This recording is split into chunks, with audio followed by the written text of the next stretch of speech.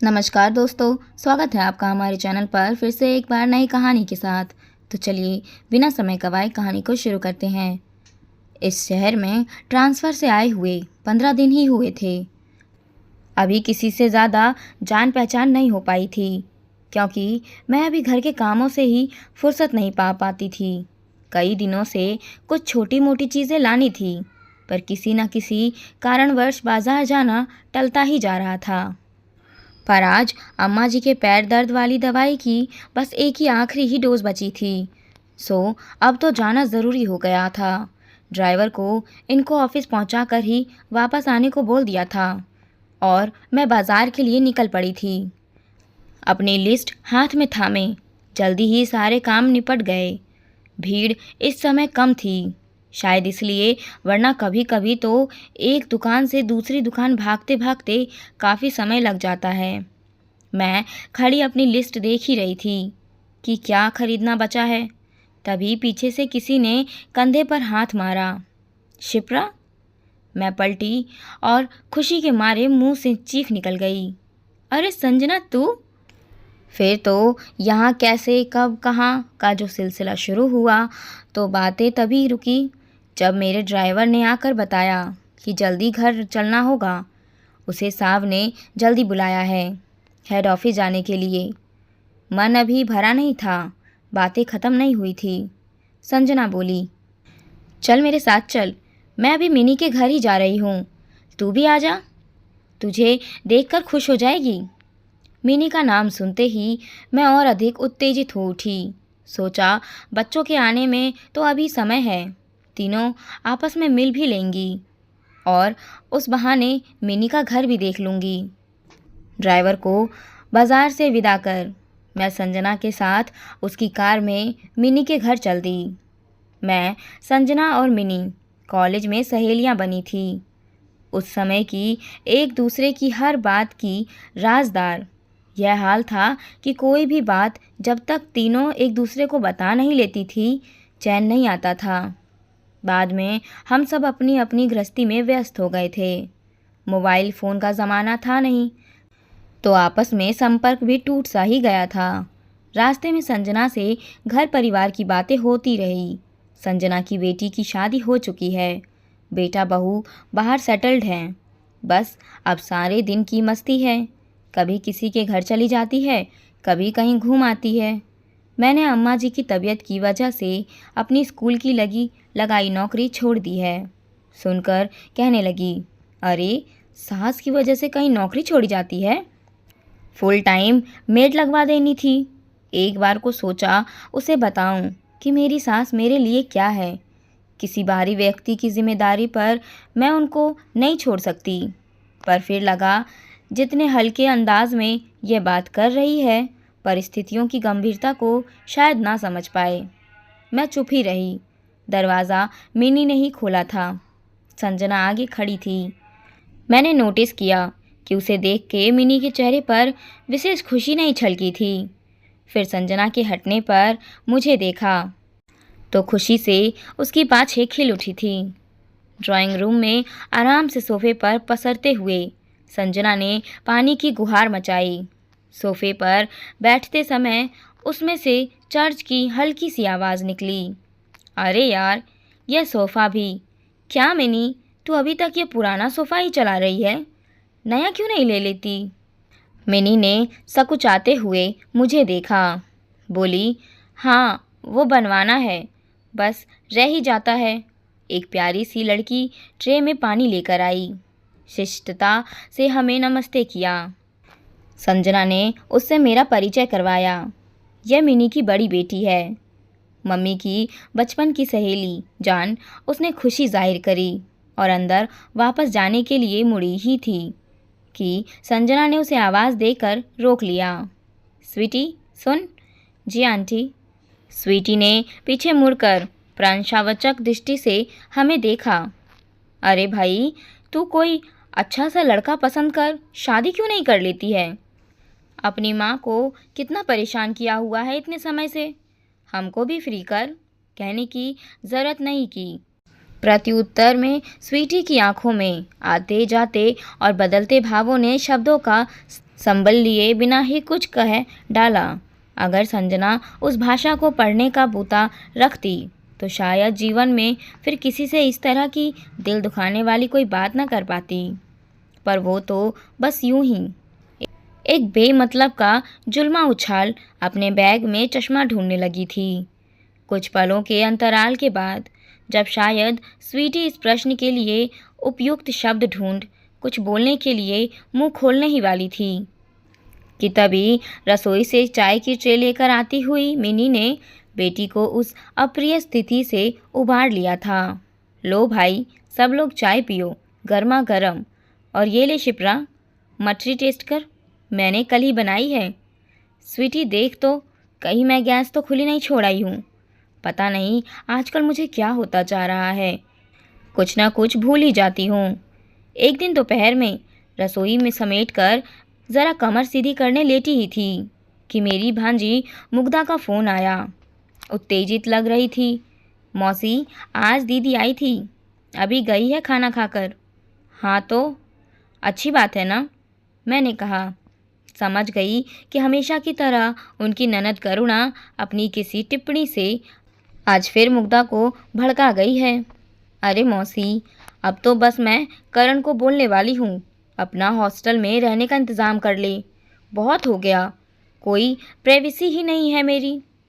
हुआ क्या, मैंने कहा। मुग्धा बोली, दीदी कह रही थी कि पता नहीं कैसे मैं घर में सलवार कुर्ता पहन लेती हूँ। जीजा जी तो कभी बर्दाश्त न करे कि उनकी पत्नी उनके सामने यह सब पहन के आए। वो तो घर में भी जीजाजी की पसंद की शर्ट, वेस्टर्न ड्रेस पहनती है, और आप लोग मुझे घर में कुछ भी ढंग का नहीं पहनने देते हैं। अब मुझे बात का सारा समझ आ गया। इसकी ननद की बुद्धि का लोहा मान मैंने माथे पर हाथ मार लिया। मुग्धा स्वभाव से थोड़ी चंचल है। शायद घर में सबसे छोटी होने के कारण अभी उतनी गंभीरता नहीं आ पाई है उसमें। किसी की भी बात को दिल से लगा बैठती है। वैसे है बहुत संस्कारी और जिम्मेदार। एक ही शहर में पोस्टिंग होने के कारण उसने अपने देवर को, जो उसी शहर में रहकर इंजीनियरिंग की पढ़ाई कर रहा था, अपने साथ ही रहने को बुला लिया था। हम सभी ने उसके इस निर्णय को बहुत सहारा दिया था। विशेषकर उसकी सास तो बहुत खुश हुई थी कि अब छोटे बेटे को भी घर का खाना पीना और देखभाल मिल जाएगी। अब घर में ये तीनों, मुग्धा, उसका पति अमन और देवर करण रहते हैं। मुग्धा जिम्मेदार लड़की है, अपने देवर के खाने पीने रहने का हर तरह से ध्यान रखती है। हालांकि इन सब के चलते उसका काम भी काफ़ी बढ़ गया है, पर वह खुशी खुशी अपने इस दायित्व को निभाती है। पर जाहिर है इस वजह से उसकी और अमन की प्राइवेसी में थोड़ी कमी भी आई है। साथ ही युवा देवर के घर में होने की वजह से हम लोगों ने उसे समझाया था कि घर में शालीन कपड़े ही पहनना, बहुत शॉर्ट ड्रेसेस ना पहनना। इस वजह से वह कभी कभी अपनी उन सहेलियों या पड़ोसियों से तुलना होने पर, जो ससुराल या संयुक्त परिवार की बंदिशों से दूर एकल परिवार का खुला मौज मस्ती वाला स्वतंत्र जीवन जी रही है, थोड़ा दुखी भी हो जाती है। इसीलिए हम सब उसे इससे अच्छे काम के लिए मोटिवेट करते रहते हैं और उसकी तारीफ़ करते रहते हैं। पर असली समस्या तो तब आती है जब उसकी ननद, जिसके पति ने अब इसी शहर में नई नौकरी शुरू की है, अपने भाई भाभी से मिलने आती है।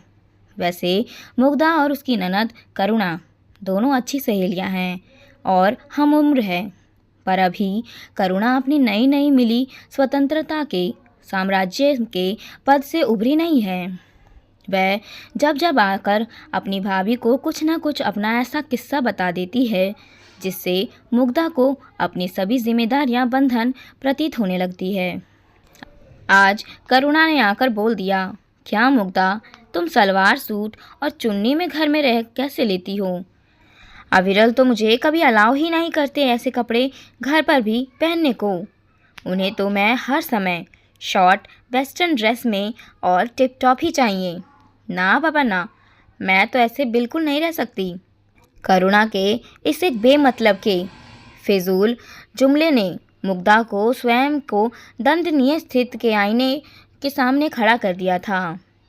लफ्ज़ों के ये जहरीला बम गिराकर करुणा मुग्धा को फिक्र में छोड़कर चलती बनी थी। मुग्धा को लगने लगा था कि उसकी और अमन की प्राइवेसी में करण रोड़ा बना हुआ है। करण को अपने घर में साथ रखने का अपना निर्णय उसे गलत लगने लगा था। यदि करुणा ने ज़रा भी समझदारी से काम लिया होता तो यूं अनजाने में अपनी भाभी को इस तरह दुखी करने का न सोच पाती, बल्कि अपनी बातों से मुग्धा का मनोबल बढ़ाती कि वह अपनी ससुराल और अपनी जिम्मेदारियों के प्रति कितनी समर्पित है, जिससे अंततः करुणा के ही मायके का भला होता। पर अपने फिजूल के इस जुमले से करुणा अपने ही भाई का अहित करने चली थी। कुछ ही दिन बाद मिनी का मेरे घर आना हुआ।